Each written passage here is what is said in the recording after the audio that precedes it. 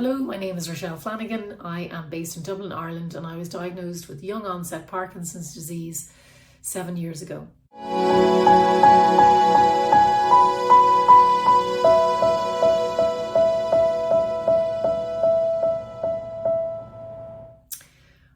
I am a dietitian and I really enjoy my work, but unfortunately my symptoms, which are micrographia, which is small handwriting, rigidity and a slowness of movement, otherwise known as bradykinesia, cause problems with my typing. So it is something that I need my medication to help manage those symptoms so that I can keep gainfully working. Because the reality is that people with young onset Parkinson's lose 20 years of work life, and I'd say primarily because they're not getting access to services that they need.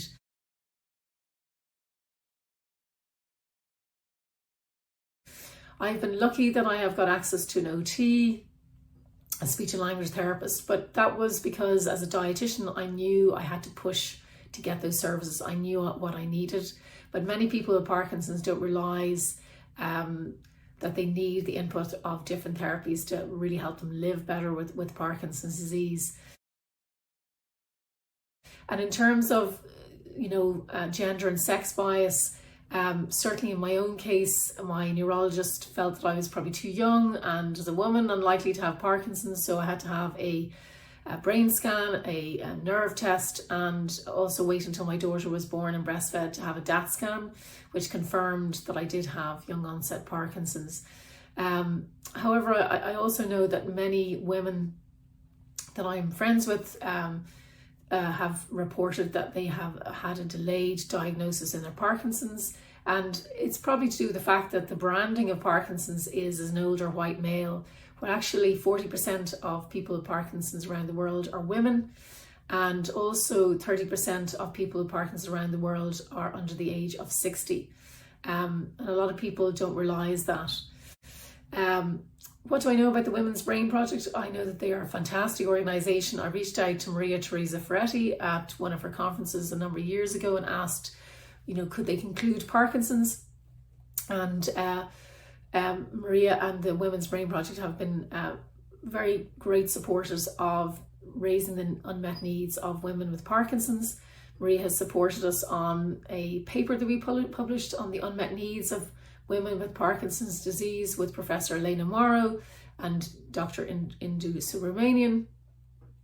And also Maria actually put me forward as a potential brain health champion for the Day One Health Hackathon in Switzerland. And actually as a result of that, I have now co-founded a company that has a digital self-care companion called Mind Moves Matter for people with Parkinson's, initially focusing on women and the unmet needs of women in terms of their Parkinson's symptoms being impacted by their menstrual cycle and their menopause. So Maria has been a great supporter and the Women's Brain Project in terms of raising the unmet needs of women with Parkinson's disease. And what I would say about the Women's Brain Project in terms of sex and gender work that they're doing, it's really important. They published a white paper there, and obviously there's a huge area in terms of the unmet needs of women that need to be addressed, and the Women's Brain Project are really moving the needle on that. But that's not to say that men are left out of the picture. You're really focusing on the sex and gender specific needs. Women approach living with neurological conditions different than men, and also the system cares for them differently, and we need to look at the disparities and improve care and research for all genders and all ages and all ethnicities. What would I wish that people understood more about brain and mental disorders? Really, I suppose in terms of Parkinson's, that it's not just an older white man's shaky disease, that all ages, genders and ethnicities can get Parkinson's disease, because by people being more aware of that and raising the awareness, it means that people who are suffering from symptoms may get diagnosed earlier, and people who are suffering with Parkinson's will actually not fear the stigma and actually look for the help they need. Because I know myself, when I was diagnosed first as a dietitian, I hid my diagnosis for 2 years for fear of stigma. But I realised when I attended the World Parkinson's Congress in Kyoto in 2019 that it was really important that I did step out and step forward with regard to my own Parkinson's, and it enabled me to improve my own care, but also hopefully raise awareness for other people to get better access to care. If I had one message of hope for those living with a brain condition, is really that it's very important for the brain that you are connected and that you do not isolate. We know through COVID that people with brain conditions worsened, and particularly with Parkinson's disease, which affects dopamine. And dopamine is the kind of neurotransmitter of connection, and connection is really important.